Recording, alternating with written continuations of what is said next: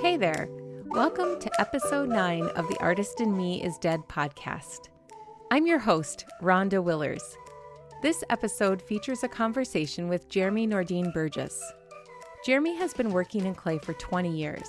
His experience began as a teen at a production pottery business in northern Wisconsin. Today, Jeremy is moving back to Wisconsin after 5 years in Boise, Idaho, where, as you'll hear, his path was anything but clear and certain when he first arrived.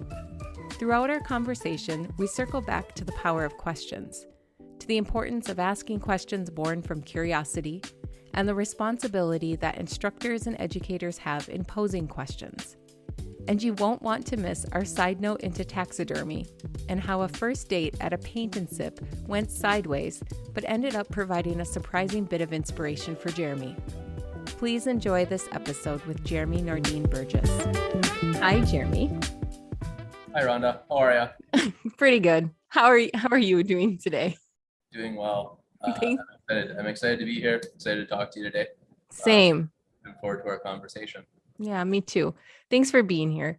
So what I want to start with first is if you can give us a background on how you came to study art in a formal way and this kind of some key steps or spots along the way that brought you to that decision. Yeah, absolutely. Honestly, I think that my education in art began at a pretty young age. Like I started I was always interested in art as a kid, and then started really pursuing it probably 13. So middle school art class. It evolved from there, and obviously took every art class I could get into for high school. And alongside of that, I think I was 16. Yeah, I was 16 and started working at a production pottery place. And that kicked off an understanding and appreciation for not only art and the making and the doing of creating something, but also the background and an understanding and appreciation for the business aspect of it. And what does it mean to be production, and what does it mean to create on that level, and also what does it mean to have to go and peddle your wares someplace, what that looks like as far as it being accepted by other people. And that, I don't know, that was invaluable for me at 16, 17, 18 years old to see that and be such a direct part of it. I was a pretty key person in the production area, and they put a lot of faith and trust in me as a young person who liked art, appreciated art, but it was a step process. It was definitely a production facility. How did you decide to work there? I think it was just my interest in art.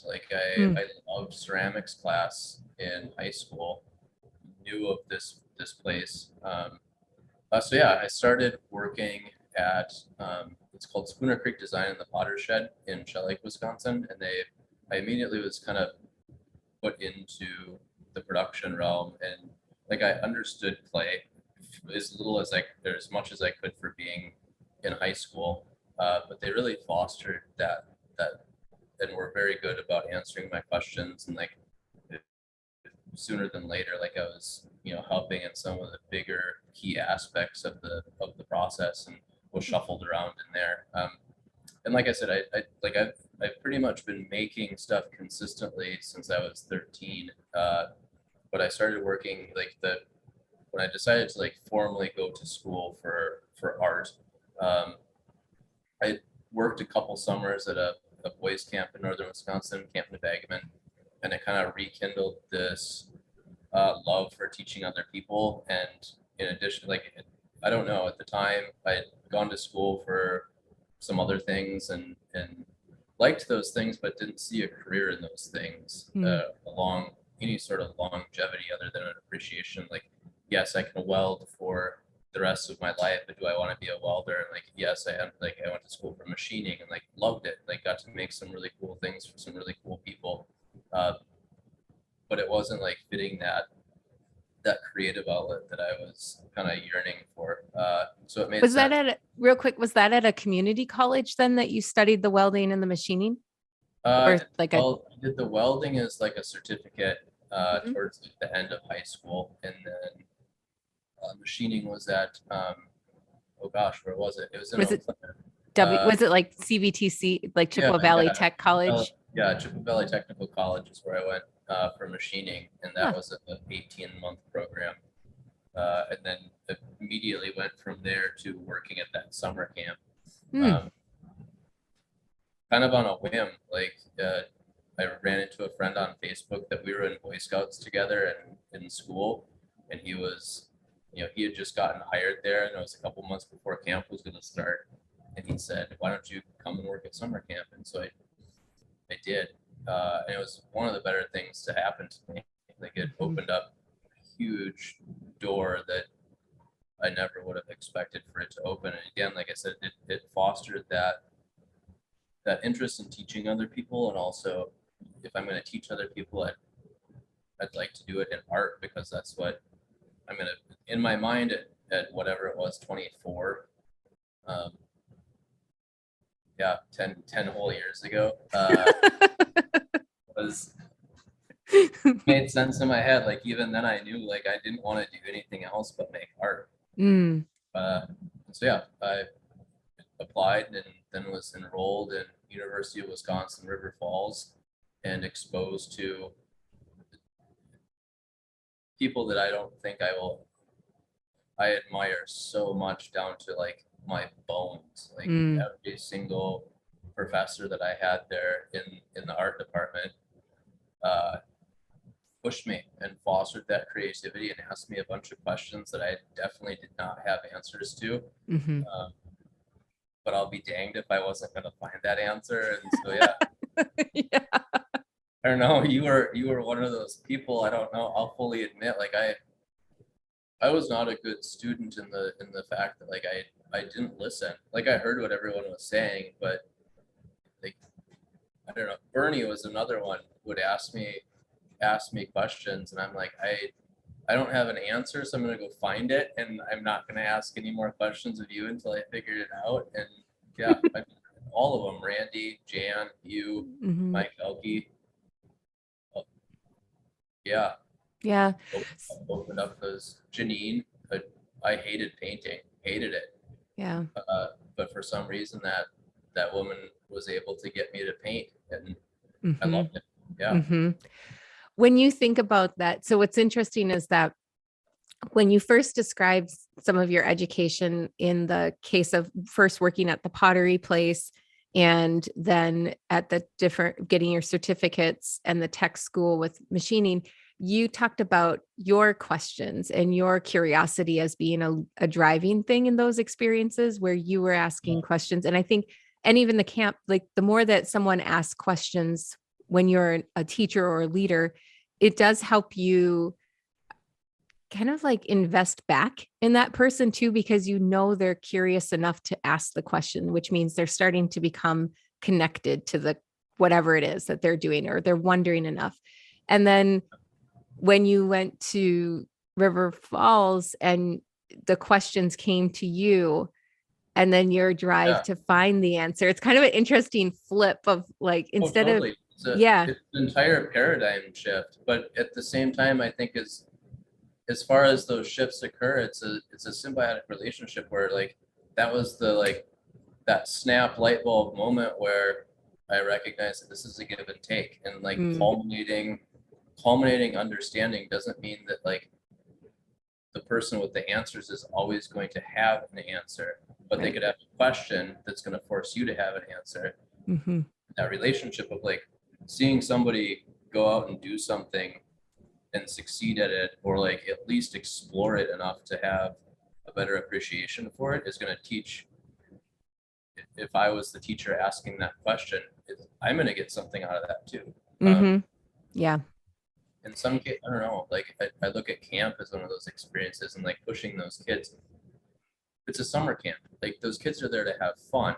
And like, yeah, we're facilitating this experience, but asking those questions, like you get just as much out of it, if not more than the kids do, just watching it kind of unfold organically and just happen. Mm-hmm. Yeah. And I think, as a teacher, one of the things I always remember and still think about is that you often have questions for your students, and your students think that you already know the answer, or they expect that you have a predetermined answer to that when you pose the question, but you actually don't. You're most of the time just asking the question because that student's work or approach has brought you to this place of like, I wonder what they would do with this or what they would think about this. And so it's actually their work that drives that question building. At least it did for me. And I don't ever remember having a thought like, I know what this person's going to do with that question. I don't ever remember thinking that. I just remember thinking, I wonder what they're going to Yeah. do with Yeah. this. I'm going to give them this prompt and we'll see what happens. Yeah. It's kind of there's a tremendous responsibility in that as well. Mm-hmm. You give these prompts, and like, I mean, hindsight, looking back, like looking at prompts that you gave me that at the time, like, well, that in my head, like I'm screaming, like, why in the hell would I want to think about this right now? Because I have 10,000 of my own questions going on. Mm-hmm. But if you get, like, I think again, like if you're looking for a product or just making a piece of artwork, anybody can make a piece of artwork, but it's that process and that understanding of, I don't know how to articulate it, but like there's that community aspect to it where Mm-hmm. like engaging in that conversation and that learning and that experimenting that happens from that give and take. Mm-hmm. More often than not, you get a better piece or a better product or Mm-hmm. out of it than you would initially. Yeah. Being in community with other people, whether it's your studio mates in a shared space or it's your educators in different formats, an educator in a very broad sense, because we have teachers all around us in different ways. But building that community is building connection. And then it also widens the possibilities for what you see in your own work. And Yep. that's one of the things that I think when you build community wherever you are, it helps to perpetuate that widening of your ideas and your perspectives in a way that if you're just solo working, it's harder to do that. Yes. Yeah. Absolutely it is. So I want to ask you about an early art or creative memory. And I'd like you to share with us something that you either remember making or an early art experience you remember having that has stayed with you kind of throughout your life until now or through now. But for myself, like I always liked tinkering with things. And I remember like early elementary school, I think it was like second grade maybe, we had this, it was like very simple assignment of like if we were gonna create a business, like what would it be and like what would it look like and things like that. And me and my friend Justin, we used to draw like these crazy looking like vehicles, and they would have like some sort of purpose. But like I remember like taking, it was like the first time where I would like articulate an idea like creatively. Like I see this vision for this truck that could like, it has like missiles on the side of it and it's going to go like take out storm clouds and like whatever, I don't know, whatever weird narrative that we had in our head for what this vehicle was going to do. But like I definitely remember it as being something like tangible that I could see what was going on between these ears put onto a piece of paper. And like I still have some of those drawings at my parents' house. My mom was going through some boxes and I found them. I'm like, oh my God, like, okay. But like, where was my head? Like, where was my space at? And like trying to think of these things. Yeah. And I think that was the first time where I, at least in my memory, I don't know, maybe there was something more profound or more enlightening that came, but I definitely remember drawing those silly trucks and like having this, I don't know, this narrative with my friend Justin, like just continuing to evolve that narrative. Like this truck will do this thing. Or like, what about this? Like, what if it has a trailer that like can swoop up like all the nasty particles in the air and like, I don't know, something silly like that. So that's my own, but I also remember my uncle was an artist out in Seattle, and he would come back, and when my dad was in town, they would stay at my grandparents' house, which was on the lake. And I remember like going there. Well, for starters, like he made the coolest freaking like birthday and Christmas cards. So we'd get these cards in the mail, like, yes, like Uncle Darwin card, like this is gonna be epic. And they were like, he put all this time, but like I don't know if he understood like how meaningful that was to like me and my sister at the time. But I don't even know how meaningful it was to my sister, but to me, I was like, I don't know. Like I looked at him, I was like, this is like so creative. But that's the only thing I could say about it. Like I had no idea like what actually went into it. I was like, these are really cool looking. So anyway, we'd go over to my grandparents' house, and he would like go and catch a minnow or go find like a toad or a tad, like something outside, put it in a little clear glass with some water in it, and then he'd sit there and watercolor it, and like watching that process and like seeing the finished result afterwards. And like for me, it looked so easy. Like it's somebody who'd been practicing this forever, and it would just happen. And I was like, I remember thinking to myself, well, like how in the heck does that just happen?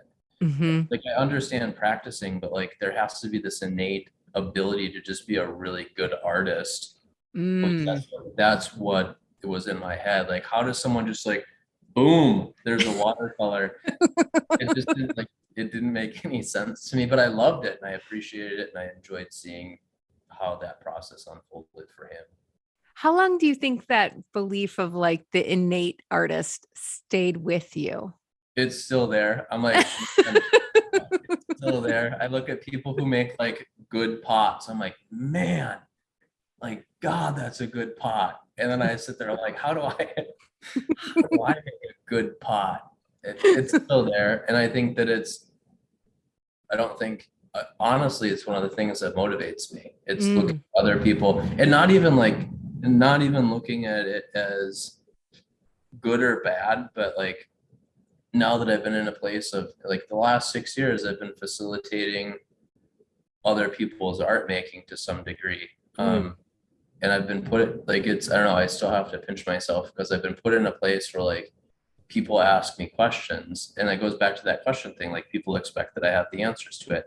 And like you try to push it, and like, and there's nothing against this. I think it's a beautiful thing. Like art should be accessible for everyone, and everyone should be able to experience that process. But I think that like I look at other people's, like if I look at somebody's pot, I'm like, that's a really good pot. I don't like now I have this understanding of like what went into making that pot. And I still am like, I still sit there and think like, dang, I wish I could just drop a piece of clay on the ground and alakazam is a really good pot. But that naive thought process and thinking has long since disappeared, but I still think about it. It's still there. It's the understanding of the practice now versus like a hobby potter or just a hobby artist in general. Like they're just, it's exploratory for them. Like it's an outlet. Like they don't have to, like, sure, some of them want better pots today than they had yesterday, or better pots tomorrow than they had today, but it's not the same as like me looking at somebody's pot and appreciating it, or even somebody looking at my own pot and appreciating it. So kind of picking up from when you finished your art degree, can you tell us about what you did after that? Which I think leads you to where you are as we're talking today. Pretty much. I have no idea how that happened, or it was like, it just happened. Like the universe was like, Jeremy is going to go do this, because everything that I had planned going into it fell through. And here I sit 5.5, almost 6 years later, still like, what the heck happened? But I finished up at River Falls. I did one more summer at that same camp.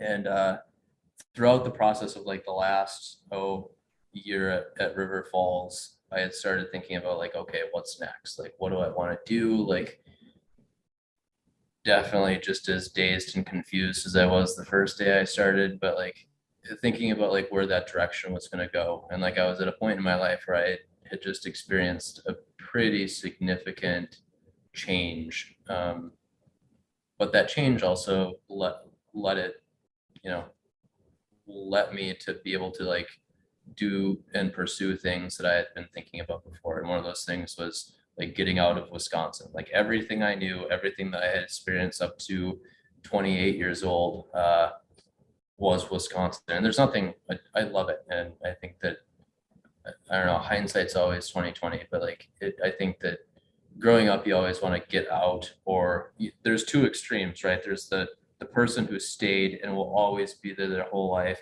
Mm-hmm. and the person who immediately wants to get out.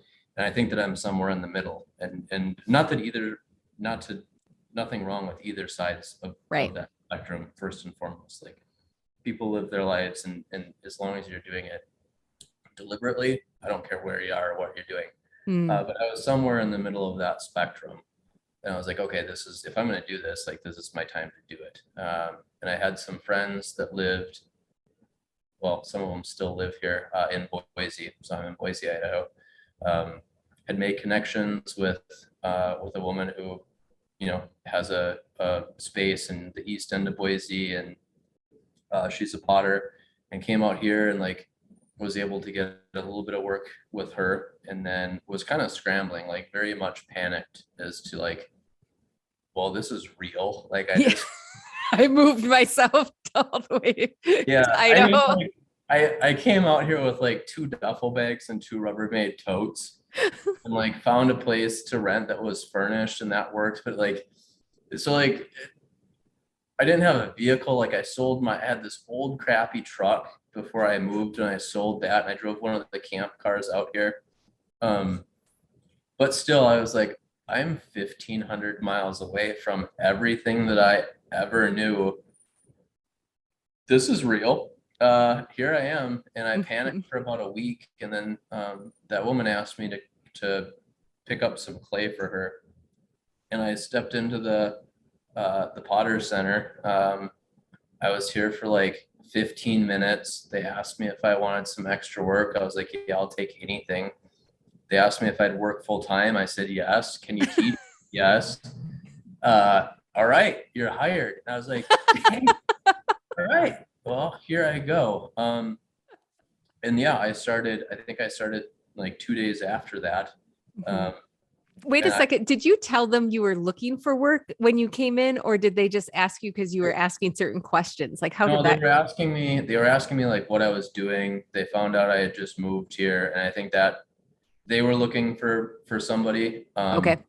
And then they asked me like, am I looking? They knew I was working for this woman on the east side of town a little bit, so I Mhm. think put it all together, and then just asked if I would want extra work because they needed some help.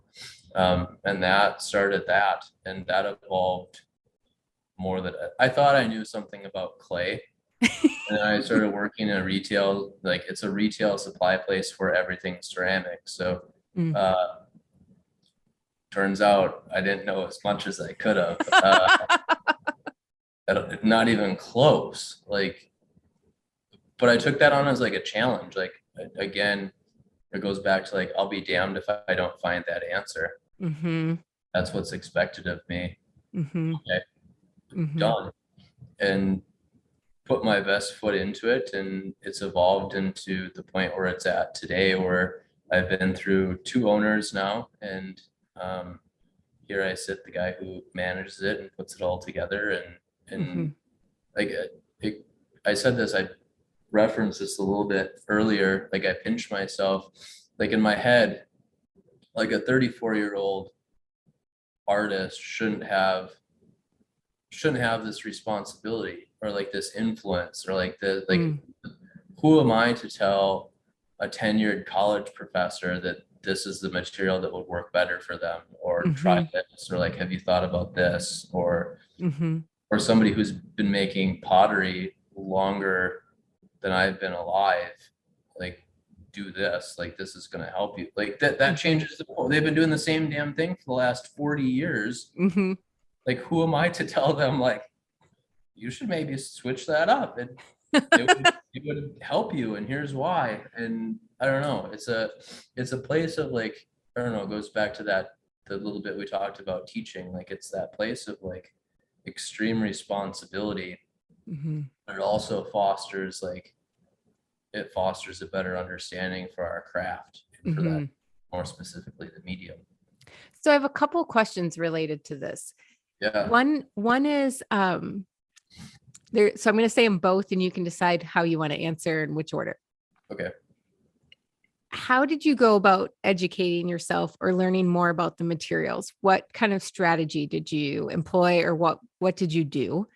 And Okay. then the second part is, what kind of conversations did you have with your employer around that? Because like it can be hard to admit you don't have the full breadth of knowledge.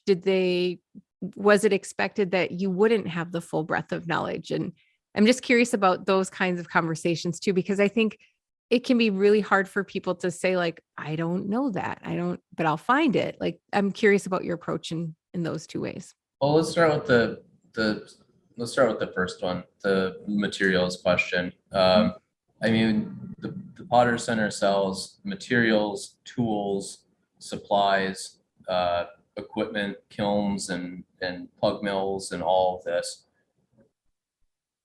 And we also deal with a lot of people outside of like the traditional clay realm. So I'm dealing with, like, I deal with taxidermists. I deal with Wait, taxidermist, tell me tell me what they need. like we sell well, Aves products, like What is the that? epoxy sculpt, Oh, okay. bitter clay, things like that. So there's that side of it, which is like, for them, that's pretty self-explanatory. It's just like this hardening epoxy clay stuff. But then they also like use a lot of clay, like around like eyeballs and like finer features.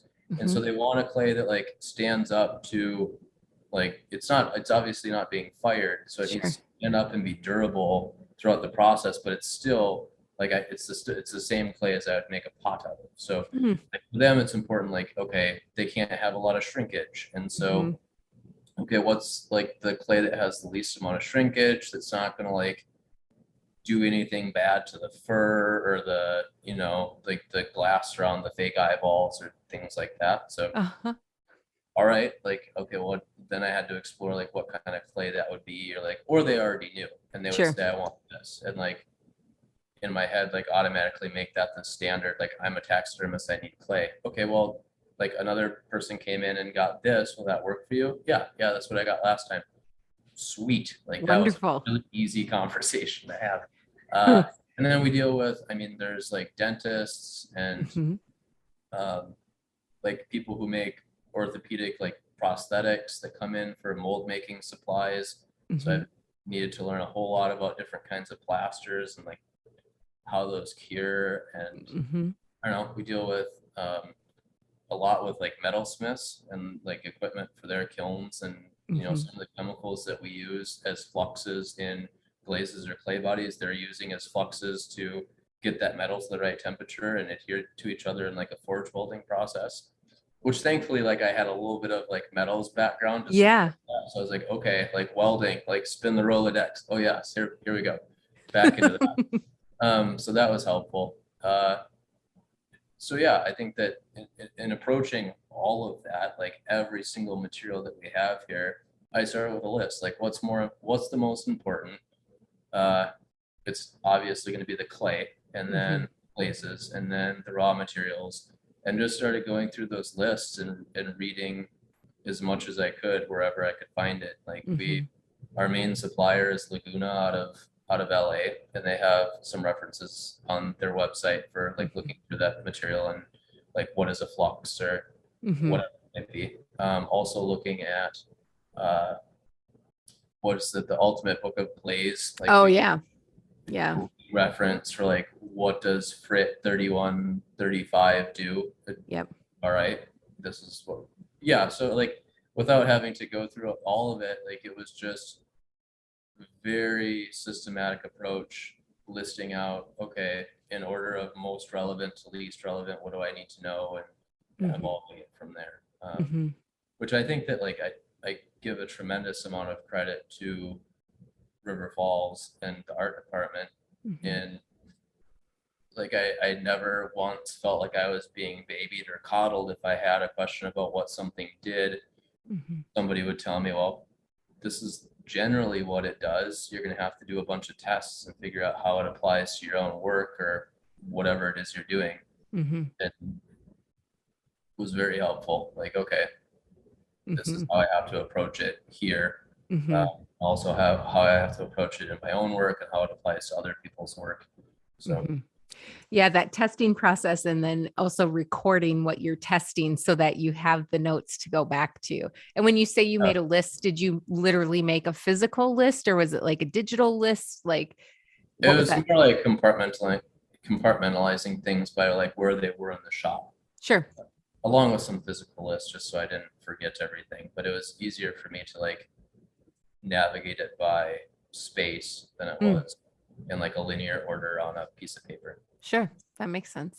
Yeah. So then the follow-up part of that is about the kinds of conversations you maybe had with your bosses or your, owners or anything like that. I'll be very honest. I really didn't. Like I showed up, there's a woman who still works there. Her name's Mandy Riley. I was her shadow, like a little lost dog, and it would just listen. Like I knew that like the only way I'm going to learn about all these tools and what they do is to parrot the shadow and then parrot what was already being said. And also doing my own research afterwards as follow up on it. Like, I'm not going to, like, I didn't openly disagree with any of them, but if there was a question, I'd re-reference it. We'd have that conversation later when the customer left, and that would involve a whole other conversation. Yeah, it was a lot of that until I got to the point of like being able to just like recite what was going on, but also like doing the work to figure it out myself as well. Yeah. Which that learning curve, looking back on it, it wasn't like I've been here for almost 6 years, and it was within the first, I don't know, maybe 6 to 8 months that kind of all came together. Not to say that I still don't have questions. Like I still use Mandy as a reference. I still use other people as references to be able to navigate those things if I don't know, or make it up. Like not make it up in terms of like just throwing some randomized answer, but being able to take what I already know and let's say somebody has a glaze and they also have a clay. Well, I know about both of those. I just don't know how they go together. I know the chemistry for it. I know the science between both of them, and then you can put two and two together and get somewhat of an understanding of what could happen or should happen. Yeah, you're pulling from what you know, and you're coming up with a possibility of what they'll do together just based on your knowledge, which is totally like, I hope that people realize how valid that is, that is the way that we use the knowledge that we have all the time to help inform all sorts of things. Whether they do or don't, I really, like, I say this flippantly, but like, I honestly don't care. Like it is what it is. Like you can believe me or not believe me, but you're going to like, I think especially clay is pretty unforgiving. Like it's either going to work or it's not. And there's some ways that you can make things work and cheat a little bit, but that only comes with time and a full understanding and appreciation. So if you don't believe me, that's fine. Oh, I didn't mean that. I just meant like for anyone. Like, so if anyone is hit with a situation where they're a little unsure of what their knowledge base really is that they draw from, that it's a valid, like not at all that. I immediately got defensive. I don't care. I know you totally did. I don't care. No, honestly, I don't. Like, but I see But where you're going with yeah, that. but just for Edit that anyone, out. like, Edit let's that out. say anyone out there is like, do I really know enough to offer something to someone else? Is what I know useful? How do I pull it together? And I think what I wanted to iterate was just that all of the things you've learned along the way are your resources, and you can pull from those and bring them forward to a connection point that gives something new into the world. Like that gives new set of knowledge, that gives new set of anything. I think that's, not to get deep and philosophical and woe is society, but like I think that's a lacking thing in our society right now, with like that we're in a society of like instant gratification. Give me the answer, give me the product. Mm-hmm.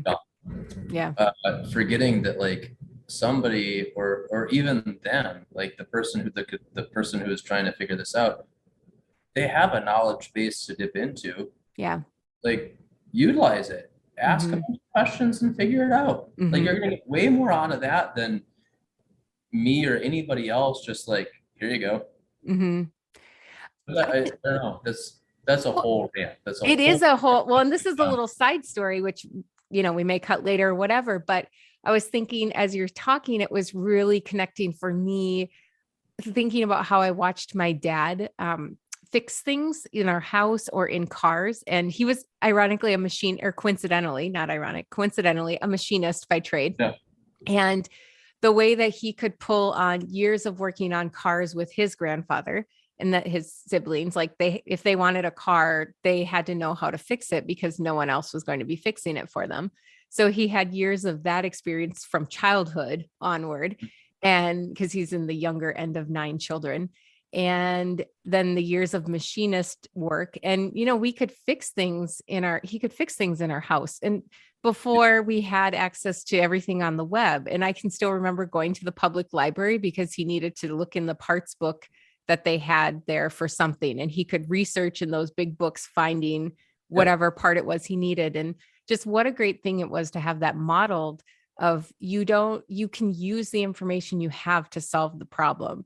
And that you could just now search and find a direct video most often that will show you things, but you can also pull from what you know, and how powerful that is to even think about what we can do.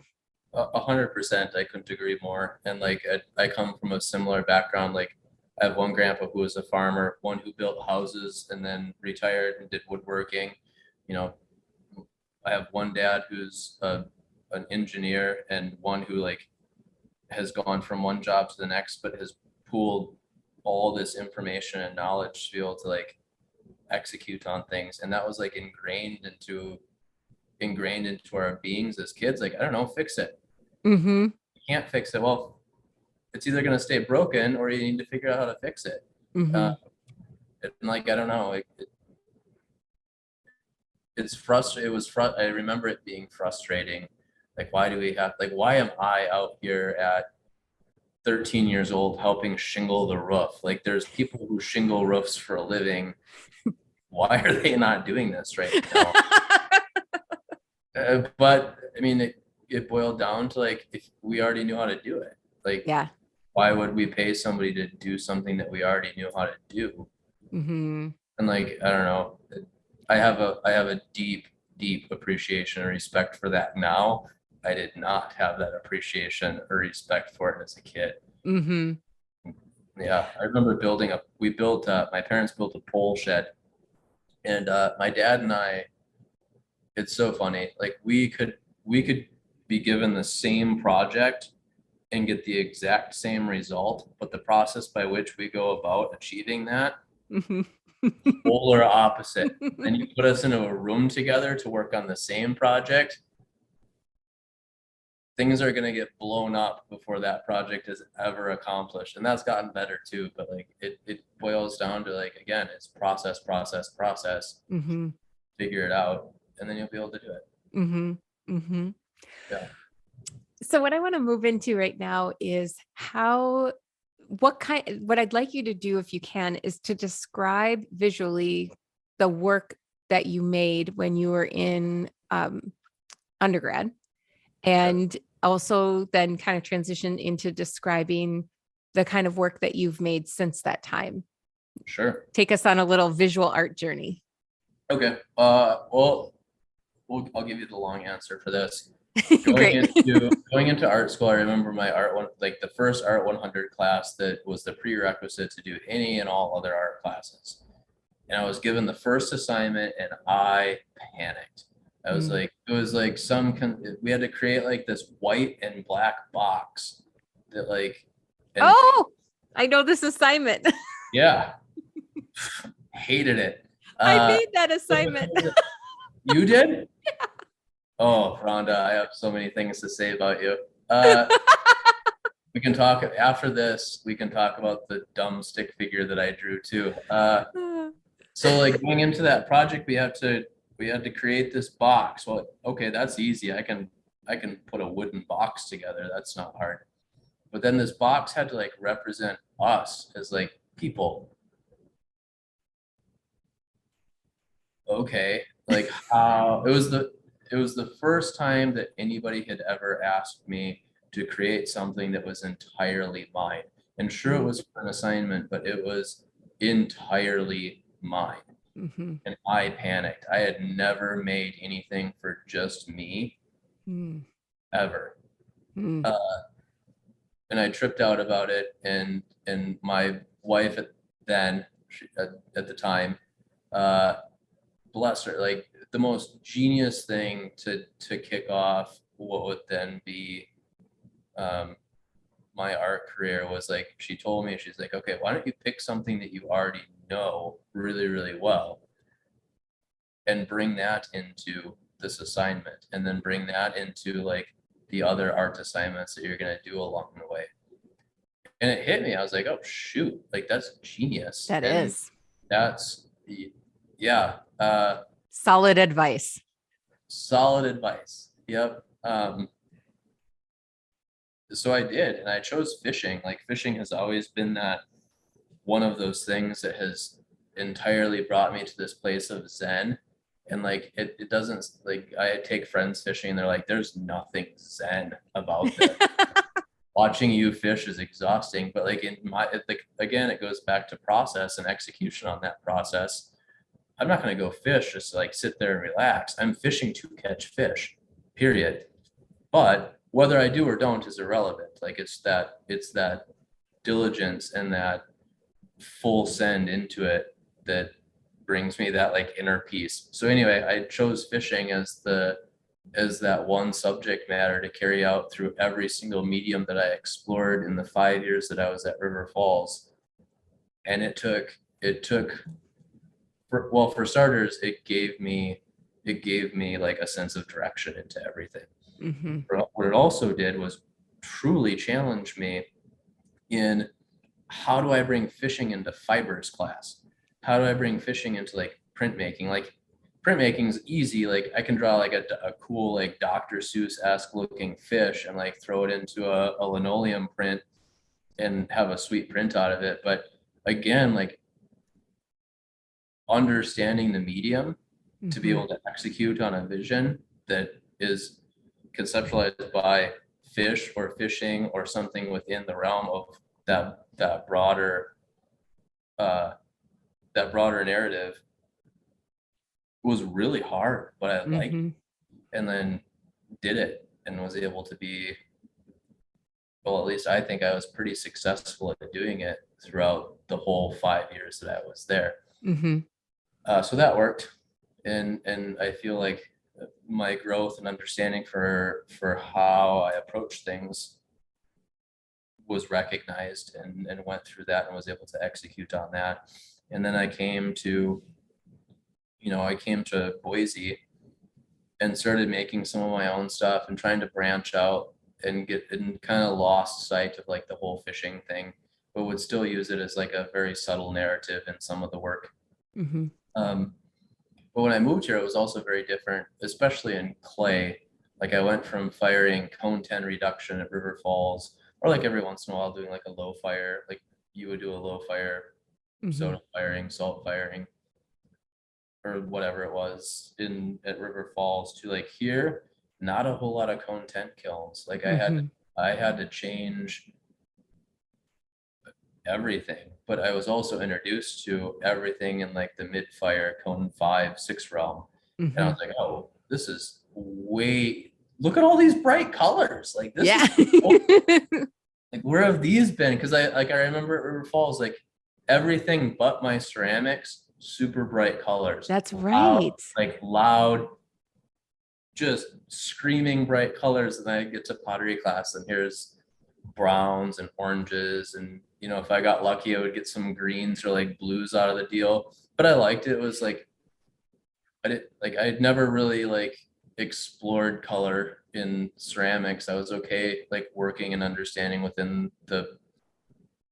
within that realm of like cone 10 reduction, and learned a lot there. But then coming here, like, man, I have all these possibilities now, and like I should probably do some of these because people are going to ask me about them. I'm not going to be able to, I mean, I can tell them about cone 10 reduction, but they don't have the access to it. So right. It's going to, fall mute on their ears. They just don't understand it. Okay. So went into doing cone 5 and like exploring different things with underglazes and exploring different, like, I don't know, surface treatments and I don't know if we really want to get, so I went to a paint and sip, Rhonda. I had gone, it was on a date with a woman who had like, it was the first date, and she had picked the date not knowing that like I had gone to art school. And so I was like, oh, I was so excited. I was like, all right, what are we going to do? And she's like, we're going to a paint and sip. And like, I had to keep that smile on my face. And like inside, I was like, this is so stupid. Like nothing against it. Again, like making art accessible to everyone is something that needs to happen and something that I will promote forever. Yeah. You can't take Picasso, not that I am Picasso, but you can't take somebody who's trained, has an understanding for it, and put them in a paint and sip. Especially me, because I'm stubborn and like bullheaded and like proud. The ego is at like full tilt, but I can't do this. I just have to go on this date. We get there, and the lady who was running it asked us to like paint this barn with these sunflowers next to it. I'm like, no, like not doing it. And like it was the whole thing was just shit, Rhonda. It like the date went really bad, and like that I was not vibing with this woman. She wasn't vibing with me. I definitely meaning the painting instructor and the date, both, or the date. I was on the date with, that was not going well. Everything was bad, and I was like, I was so happy that 2 hours was over, and I got out of it. And like in the process of it, I had painted these weird, like what I thought to be like these abstracted flowers. Took this painting home, threw it in like the corner of my room, and like didn't look at it ever until like I noticed, like I was in my sketchbook one day and noticed that I was like doing these like gestural flower lines on, like I would draw a cup and then like use colored pencil to like figure out the glazes for it, and I was using these stupid abstracted colors or abstracted flower patterns, and I was like, it was like this light. I was so pissed. But at the same time, I was like, this is awesome. Like I was able to take this experience that I had no intention of utilizing ever. Yep. And there it was. Like it ended up being such an influential part of like the design on so many pots that I've made since then. And so that pushed it. And like, I think from that point on, like I just played with it.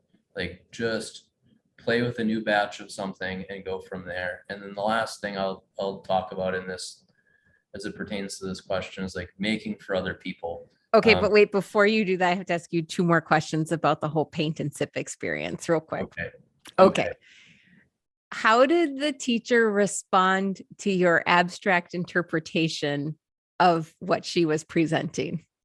I don't know if she knew how to respond. Like I was polite, like I was not rude to her. Yeah. But your internal dialogue was really going strong.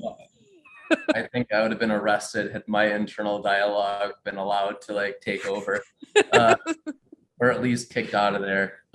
No, I held some sort of self-preservation and respect for her. Like, Hmm. again, like she's just trying to facilitate Yeah, art for activity others. for people who just want to be there to like enjoy Yeah. hanging out. Yep. I respected that. I was by no means was I about to ruin that for everybody else, Yeah. but for myself, nope, Yeah. not doing it. So I don't know if she didn't really know how to respond and like Sure. just basically ignored me the entire time. Just let you go. Yeah, she didn't care. Like she got paid and Sure. was fine. Like it's fine. Did you ever tell your date about your art school background? No, because like at that point we're so into this like experience of the paint and sip Hmm. and like trying to like this is the first date with this woman, so I'm trying to like establish some sort of connection like on an emotional level with like somebody who I'd never met before that I'm pursuing as like an official date. Yeah. That was a train wreck. That didn't work. The painting didn't work. Like none of I it worked. feel like maybe now in future dates, you should just think about maybe going to the paint and sip with people and just like it's a litmus test of whether or not the No, I'm experience not. will work out. Listen, my dating life is miserable enough as it is. I'm not gonna like purposely make it more miserable. Like that's no, Rhonda. Jeremy, I have to tell you, I got to go to one of those paint your own ceramic places, like in the Yeah, just before the pandemic, actually, that January. yeah, yeah, And I had a blast because I got to pick out a form that was already made by someone, slip cast, whatever factory. But yeah, then all their glazes were organized in like the squeeze tubes, and it was like every color I could possibly want. And it was so yeah, freeing to be like, I don't have to clean up after myself. I get the squeeze tube somebody already prepped, and I could just yeah. like go to town decorating in a way that like I don't have set up in my studio. But I've Yeah. been thinking about it now for this is almost the third year since I did that. And I'm like, okay, so what do I need to do in my studio to give myself that same sort of like freedom moment of just being able to do something when it's already Sure. prepared? But it was at first I was like, okay, am I going to enjoy this? Or I had the same kind of, I feel like reaction maybe you did, but not so, not so strongly where I'm I so was just angry. not so angry. I was more like, all right, I'm going to go and just have a real blast and like see what this is all about and like try it out. I think a lot of the failure that happened that night was like stemmed from insecurity that I was having internally. Mm, Like I think if it would have been a paint your own pottery place, oh yeah, this is something, yeah, give this to me.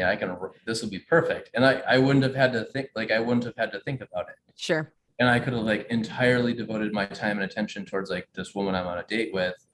And Kazam, there had been a decent pot at the end of it that I Mhm. like it would have been easy. But like my insecurity and like painting is not my forte. Like, Mm, can I paint? Sure, but it's going to take 10 paintings to get to a painting that I'm comfortable enough like yeah, signing my name onto. right. Not like Just some for leisure. yeah, definitely not a leisurely activity for me. Or if it is a leisurely activity, it's an experimental process Mm, where I've written off the expectation of like anything of importance coming mm, from it and mhm. just focused on whatever it is, line quality, shading, some element or principle of design that I've put my attention into. Mhm, mhm. So, okay, so now then let's move forward. So you got this sort of iconography that came out of the class out unintentionally or out of Yeah. that class experience. Yep. Then what else has happened with your work since? I picked up my first commission here. And I had picked up a couple other commission orders. One was for a distillery back in Wisconsin, but they just wanted me to make whatever I wanted. So it was a shot glass and like a tumbler mug, and how it looked was of zero importance as long as it was to like the size parameters. Mhm. Okay, that's easy. But then I picked up a commission order for a local brewery here in Boise, and those were like it was exact. Like it needed to be, every single one of them needed to look identical to one another. The exception of they each got, so it was like a mug club. And so I would have to stamp in the name of the person who had purchased it. And that was the first, like the first order I got was for like 130 of them. And up till that point, like I could maybe make 20 or 30 that looked close enough to one another that they were unified in like their look and aesthetic and style, but not in exact shape, proportion, line quality. And I was like, I went into it like, again, heck yes, I can do this, to about 30 mugs into it being like, again, like one of those light bulb moments of, am I cut out for this? Like, should I have said yes to this? Because I am having a whole lot of self-doubt in the fact that I have 30 mugs that don't even, like they're close, but they're not in the parameters that were given to me. And I'm not going to put my name on the bottom of something that hasn't either met or exceeded the expectation that was given to me.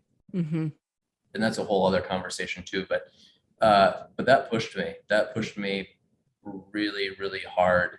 And to the point where like it was really black and white choice. Like either I stop doing this or I really muster up whatever I need to muster up and do this project. And it took me, in all, I think I made probably close to 200 mugs, not from start to finish, but like in varying stages of the process to get the ones that I needed to be able to give them the entirety of the order to the quality that they wanted.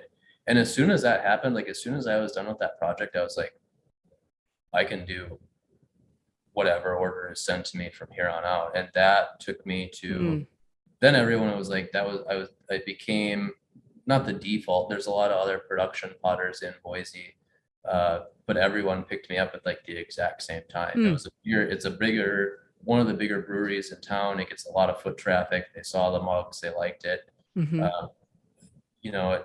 Other people had made mugs for them before and made beautiful mugs, but it was just, I was given this contract and it was mine to hang on to.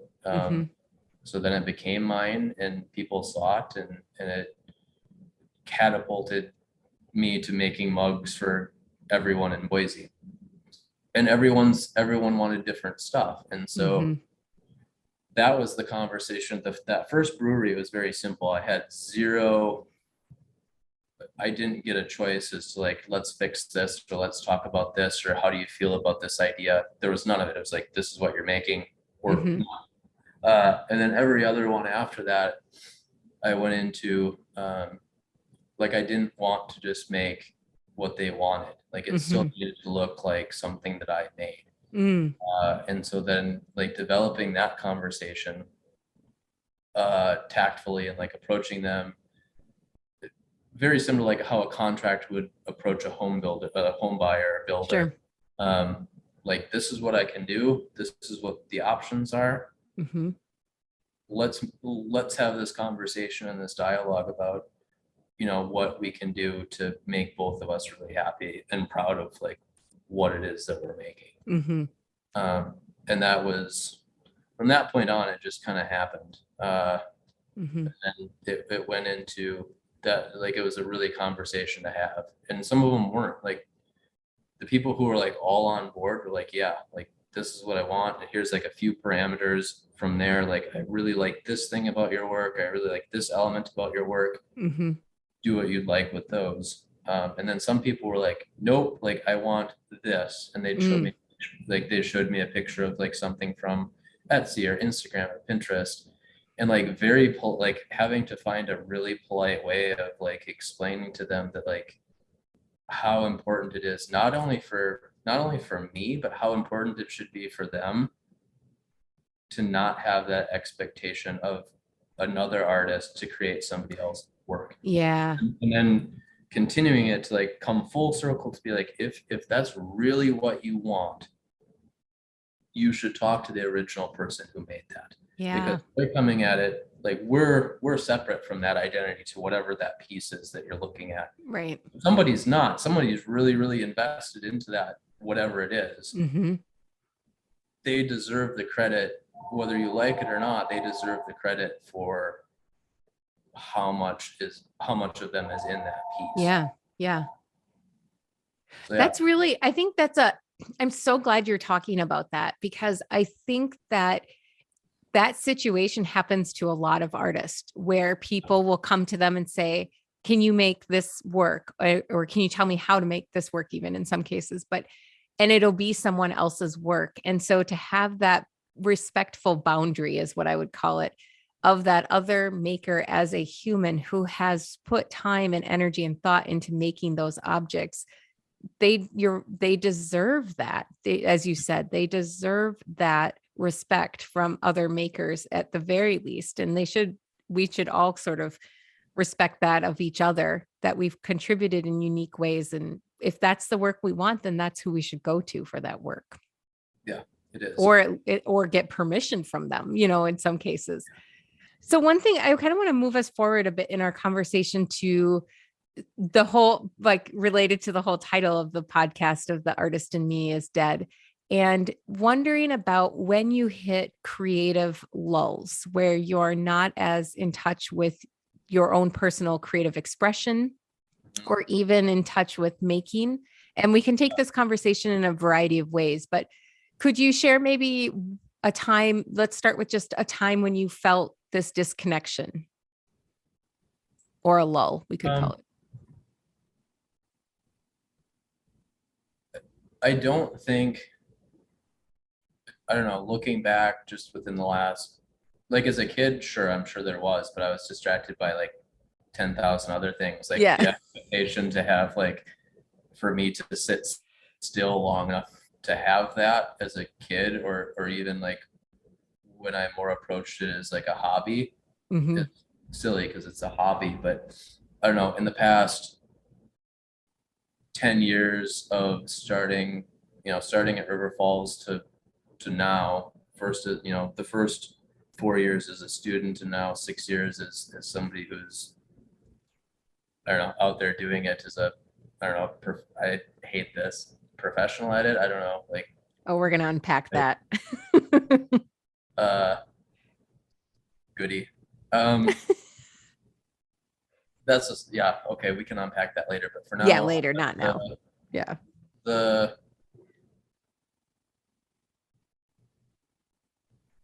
I don't think it comes in stages, but it's these weird waves of, I never don't have anything to do. Mm-hmm. So I think that that's the driving force. The fact that I can't stop, or I don't get, I think there's two things. One, I can't stop because if I stop, bad things happen to me and people around me. Like, this is what I have to, like, I physically have to do this. Mm-hmm. And I put myself in a position where, like, there's enough for me to continue to do that I'm never gonna be bored. Do you mean like external deadlines right now? Like you have enough external deadlines? Yeah, through, both put on me from other people, but also myself. Like, mm-hmm. like there's has to be a timeline for me where I'm always busy and I'm always tinkering. So mm-hmm. It's not necessarily a lull.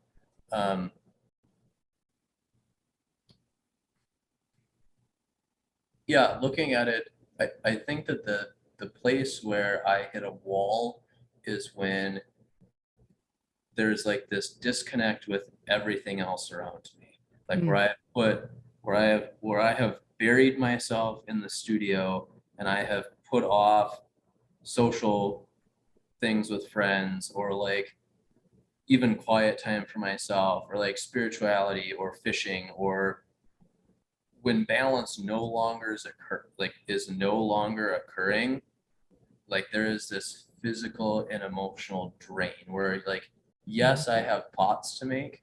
Mm-hmm. There is zero love going into those pots. Mm.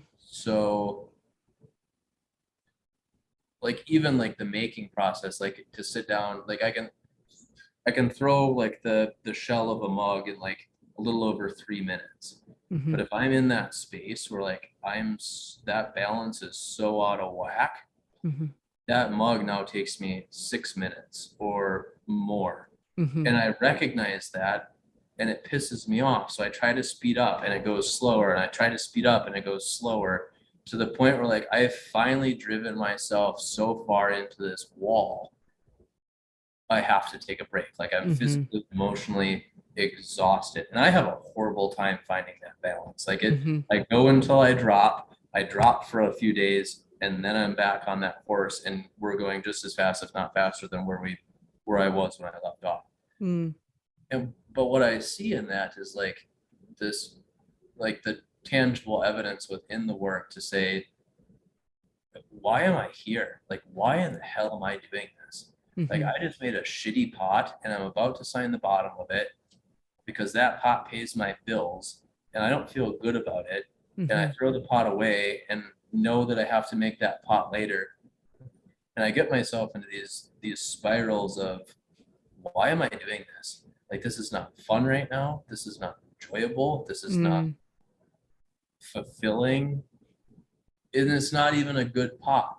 Like, it's just not. Like with the understanding of like what a good pot is or what a bad pot is, this is a really real shitty pot right now. And I don't feel good about it. And that's where like it starts to create this disconnect with art. And then I lose that creativity, and every idea that I had thought about or written down or like have in front of me in a notebook disappears. Like you could ask me like, what is going on in this notebook? I have no idea. Like I physically cannot remember what that process was. I've shut down completely. Mm-hmm. And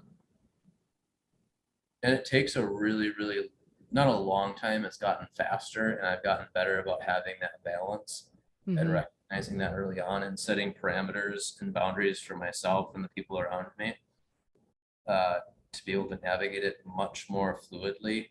Mm-hmm.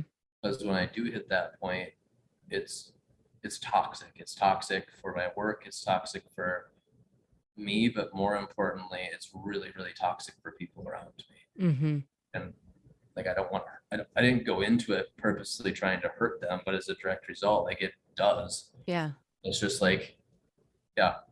What do you, because you've used the word balance, and a lot of people will talk about balance too in their lives or their work. Is there, and you also described this kind of pattern of like going really hard and then needing to take a break for a few days or several days. Yeah. Do you have a sense about what sort of like the ideal or the optimal, however you want to say it, layout of your workflow would look like so that that pattern doesn't happen? Or and is that pattern useful? Yes and yes. But as it relates to art, like, yeah, I have found that balance of like reprioritizing my work life. My work life is split into two different areas. I'm working for somebody else and running this retail space. And when I'm finished with that, I walk next door into my studio, which is in the same building. And I put anywhere of 20 to 60 plus hours over there when I'm busy. That can't happen. Like it did for a long time until it really, really didn't. And then everything suffered. Like, and again, that relates back to the other issue, but yeah, there is that balance. And I think that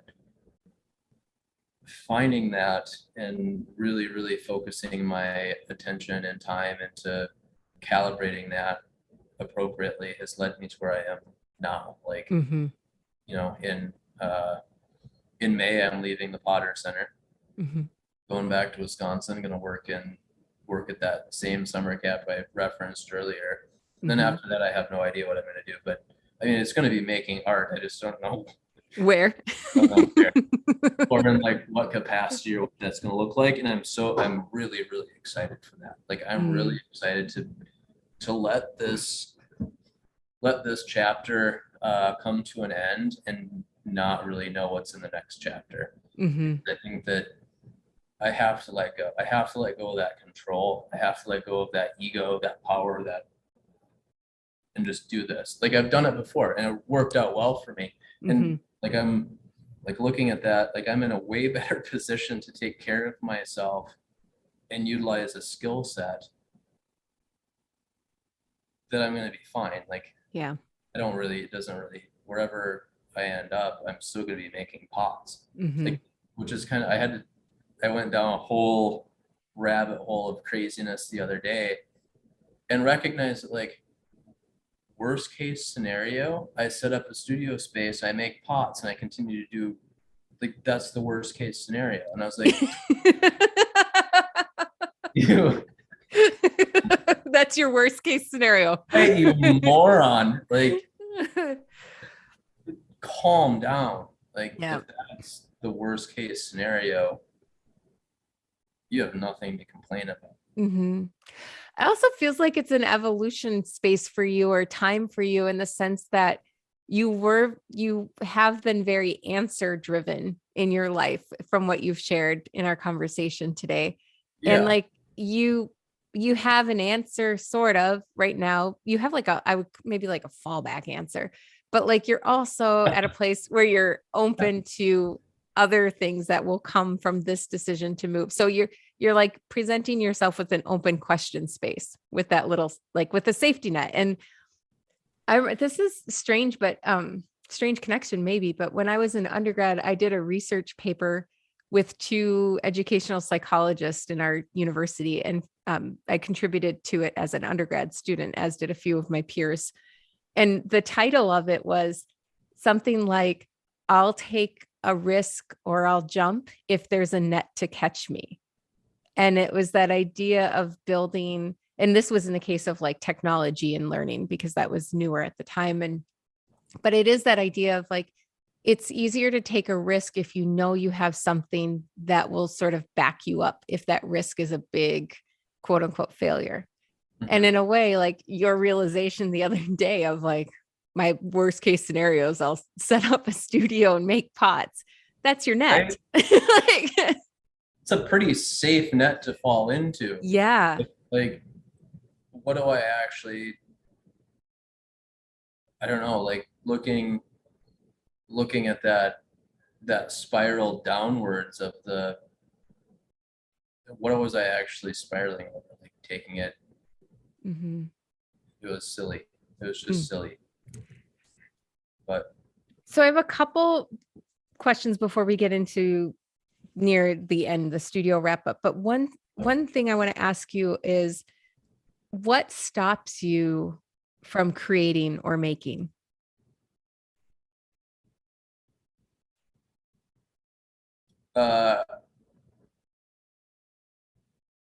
I think it falls back into that insecurity and fear.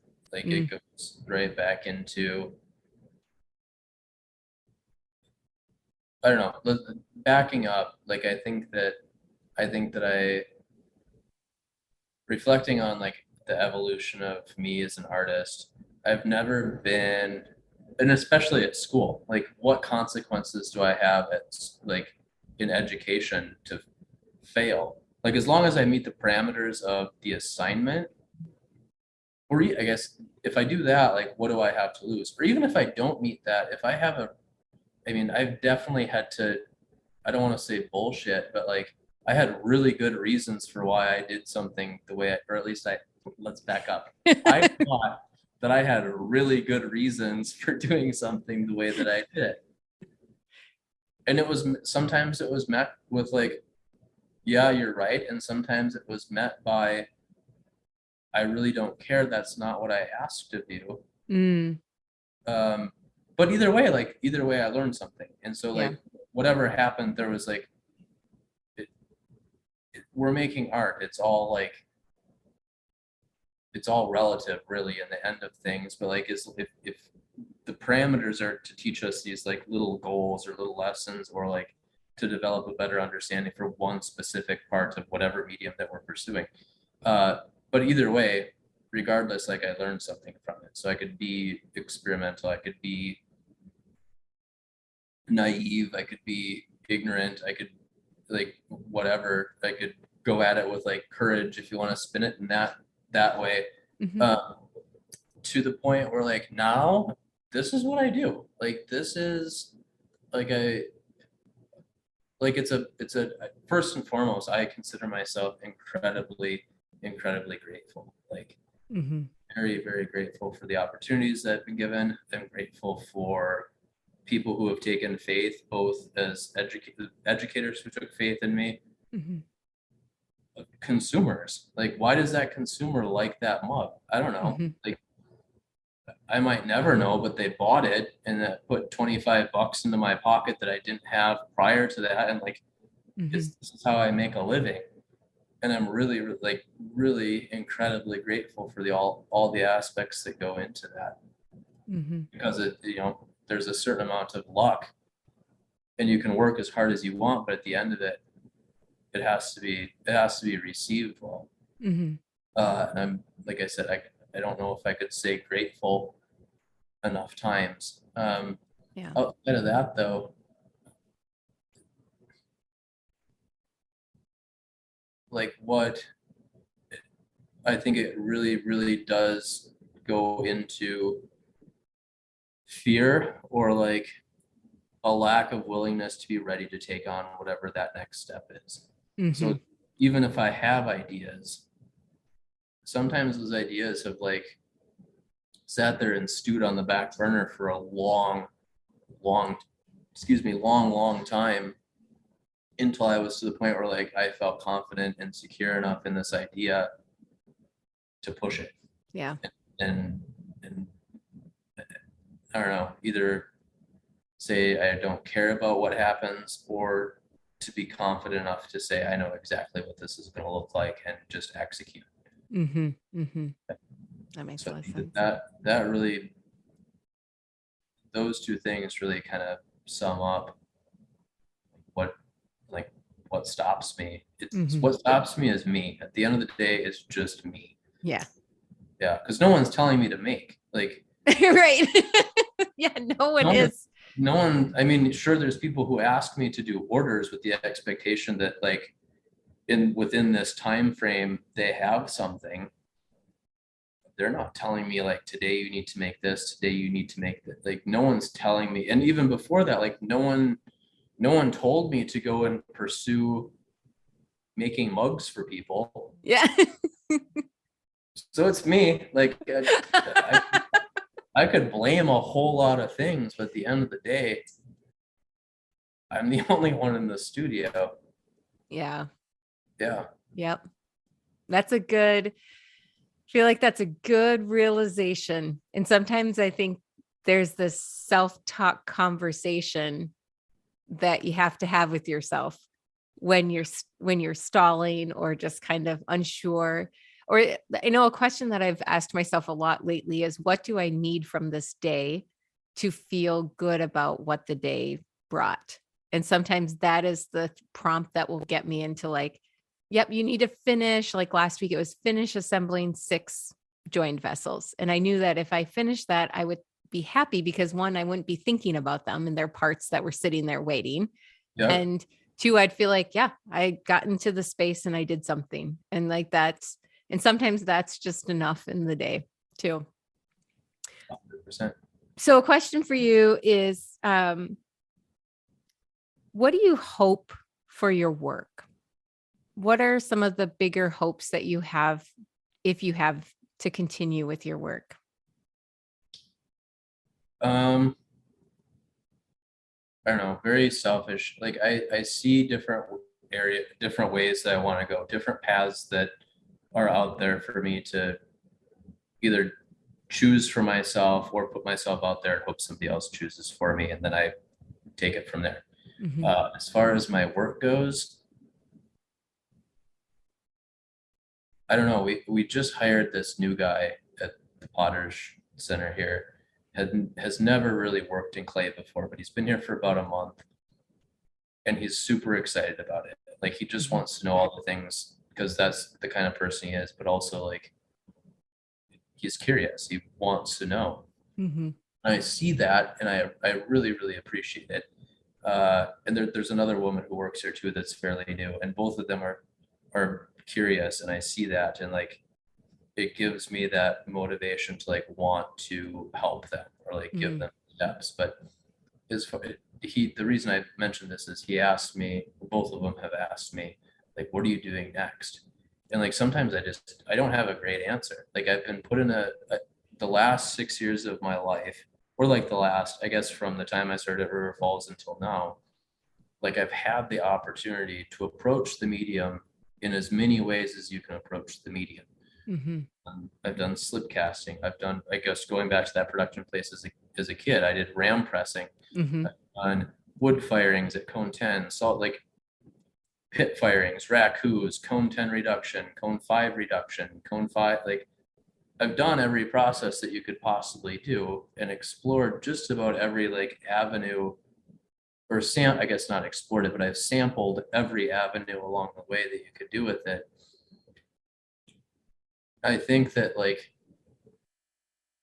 in order for me to grow, I have to continue to like pick one. It doesn't really matter which one it is at the moment, but like pick one, ride it until it falls, and then pick up another one, and then do this thing. And like for me, it's all about the process. It's always been about the process. It has nothing to do with like, of course I open that kiln every single time like it's Christmas morning, and I'm just like, woohoo. But that moment is fleeting. Like it's enough of a moment to say, this is a good pot, this is a bad pot. They go in their separate piles. I take that half second to like put a period at the end of the sentence of like, this is what took to construct this, and I'm on to the next thing.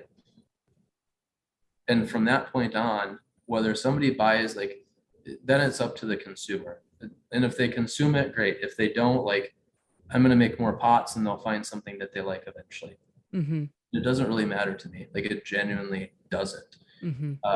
Because at the end of the day, after I've finished opening that kiln, it's not on me anymore. It really isn't. It's like if somebody comes in and looks at that mug and they see it as, you know, this is going to be the mug that they serve their kid hot chocolate into, or this is the shot glass that they're going to, you know, is deep as like toasting a friend that's passed away, or this is the mug we're all going to get lit on. Like we're going to absolutely go crazy and rage with this mug.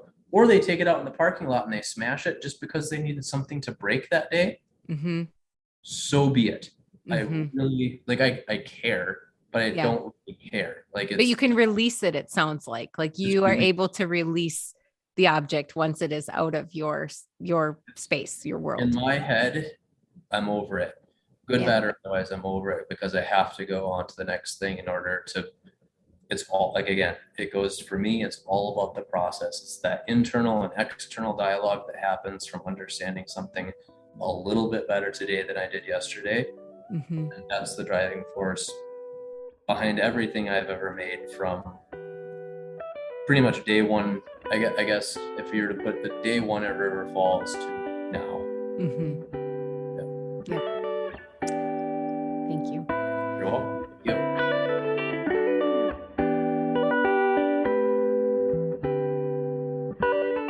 I have a few final questions that I call the studio time wrap-up questions. Yeah. And so it's a set of 4. And really, we're really getting into the meat and potatoes of this conversation now. I can't wait for your answers. Right. No pressure at all. All right, I'm ready. Okay, you ready? All right. Yep. So take as much time as you want with them, think about them, or answer as quickly, whatever you need or feel inclined. The first one is finish the sentence. When I don't know what to create or make, I make something that I already know. And I usually make like 10 of something that I already know how to make. Why do you do that, do you think? I think a couple reasons. One, it's comfortable. And 2, I still need to make something regardless. And so if I pause, not to say that I don't pause for a long time, but if it's just that, like, I don't know what to do and it's for myself, Mm-hmm. what a silly place to be trapped in. Yeah. Like, I and I say that flippantly, like, Yeah. I could stew, and I have stewed on it. God knows I have stewed a lot. I'm like, I have no idea. I have no idea what to make right now. I don't remember who, so I'm sorry if it was you.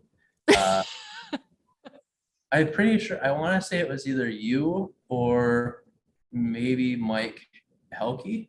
Mm-hmm. It could have been. It was someone in my, it was one of the first ceramics classes I took. Mm-hmm. Uh, just make something. Like, Mm-hmm. just make something. Mm-hmm. And okay. Like in my head, I was like, well, that's stupid. Like, what a finite, useless thing to do when like, is that really going to answer my question? And sure enough, it does. Yeah. Not that this has been a long time that's transpired between then and now, but even now I'll sit for like 3 days and stew. And I know what the freaking answer is. Like, just go make some mugs, or like Mm-hmm. go make the, number 10,000 shot glass that you freaking made. It doesn't really matter. You're doing something. Mm-hmm. Like, I think, at least for me, it's the process of doing that lends the ability for like my head to, one, get out of itself, and Mm-hmm. two, in getting out of my own head, I've allowed something else to get in there. And I never know what it's going to be. I have no Yeah. idea. It could be inspiration from looking at somebody else's thing. It could be like I'm driving down the street and it's something so random and weird, but for some reason that one thing that's totally unrelated to the idea that pops into my head puts Mm-hmm. that idea there, and now I go make a teapot like I've never made a teapot before. Mm-hmm.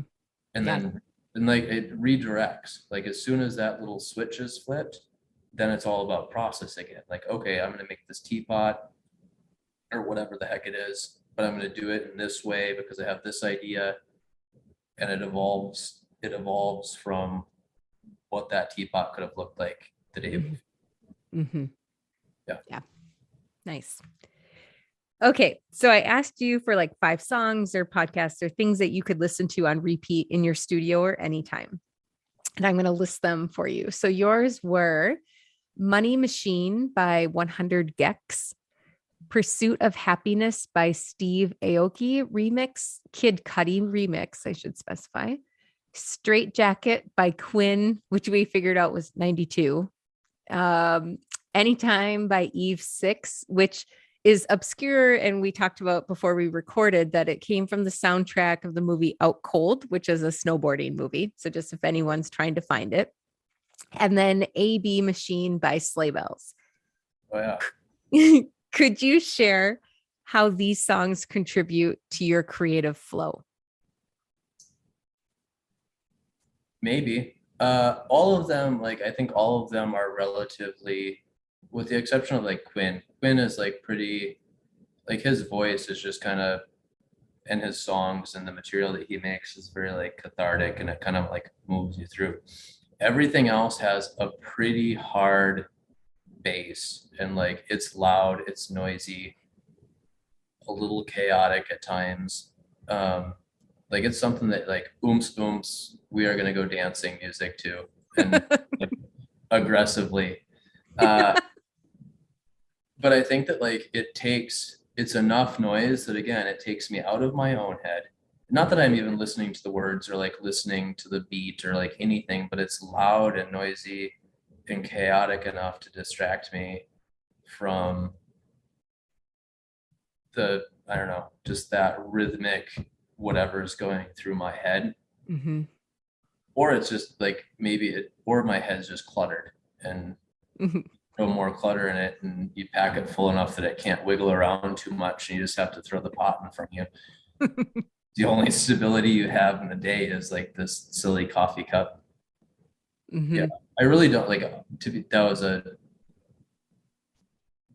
Yeah, I really don't need music to make. Like it's not, or even to do anything. Like I like music, I appreciate music, and like there's music I like more than other music, but it's not like this driving factor in getting me to a place where it just, it's on for the sake of like, yeah, it fills this purpose of like just being noise.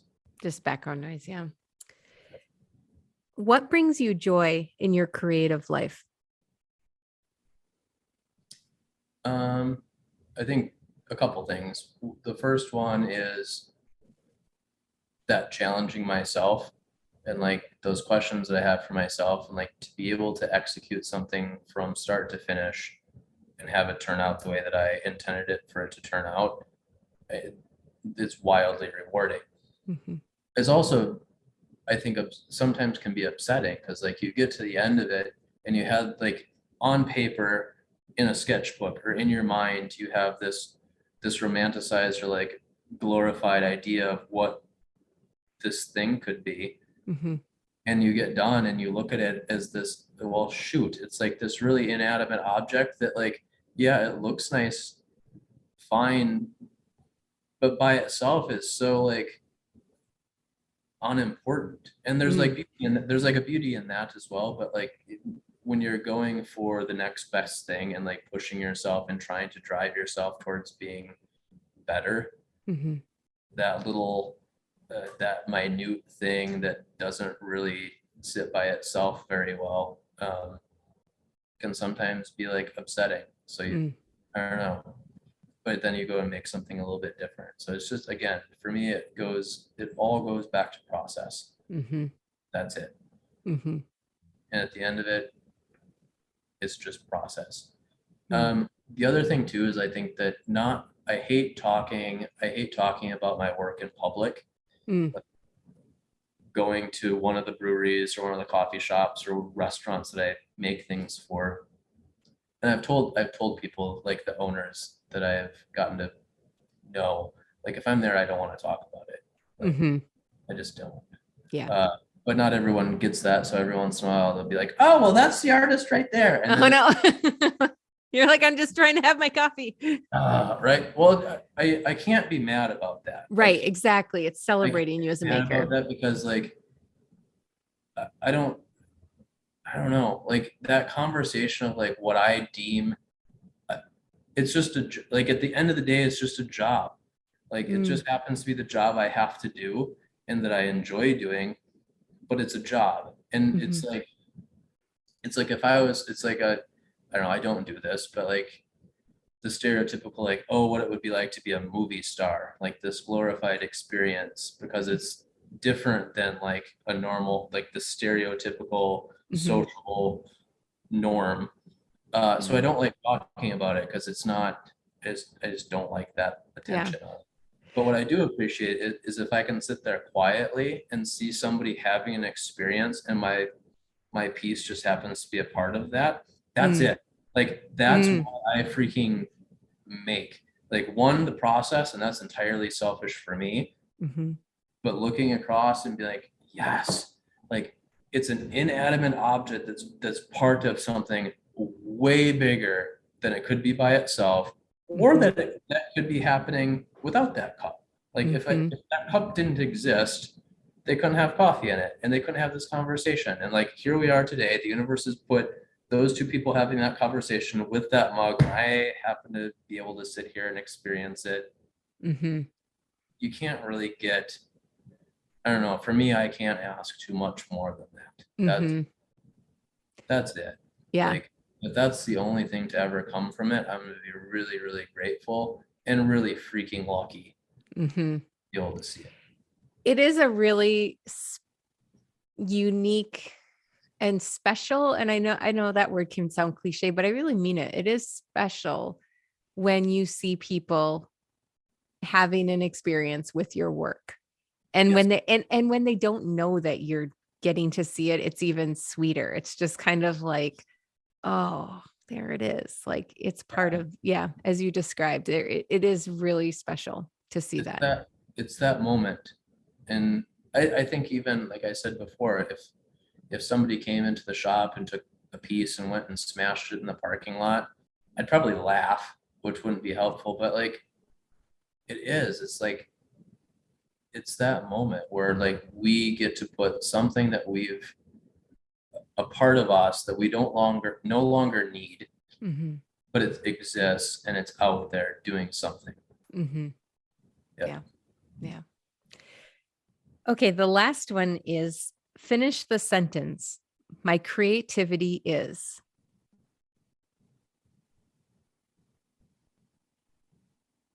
I don't know, me. My creativity is me. Mm. Good, bad, or otherwise, it's me. Mm-hmm. And you can see it in, or I hope that I can at least see it. That day I was feeling this way, or this day I was feeling that way. And in those like machined out, even like in the machined out cups, you can see it from one cup to the next. Nobody else is going to see it. Yeah. But I can reflect on it and be like, dang, like that's what was going on here or there. And like, again, looking at it from like almost like a tactician standpoint, as far as like execution of skill sets, that's one part of it. But also like, I have no one else to blame but myself. There's that part of it. Mm-hmm. Whatever, that's again, good, bad, or otherwise. And then again, this is me. Like this is something of me, by me, from me. It's pretty honest. Like if you if you boil it down, even conceptual or utilitarian, or how, it doesn't really matter. It's still you or me, whatever the heck made it. Mm-hmm. Yeah. Yeah. It's your filter through which you've created something, touched the material, thought of an experience or an idea. It all is coming through you. Yeah. Mm-hmm. Yeah. Well, thank you, Jeremy. This has been a really great conversation. And I feel like we could have probably talked for another hour, because I was thinking about all these other follow-up questions that I had about things. And I was like, oh yeah, because you've had such your background is such that it has filtered into the way that you approach so much in your current life. So all that history in really tangible ways that often it's not so direct for most people. And I really appreciated you sharing that experience with us and those direct connections to where you are today. So thank you for that. Rhonda, this has been an honor and a privilege, whether we talked about this or something else. Like, I thank you. Thanks for opening this up for me to give my 2 cents on what's going on in my world. And yeah, thank you. I genuinely appreciate it. You're welcome.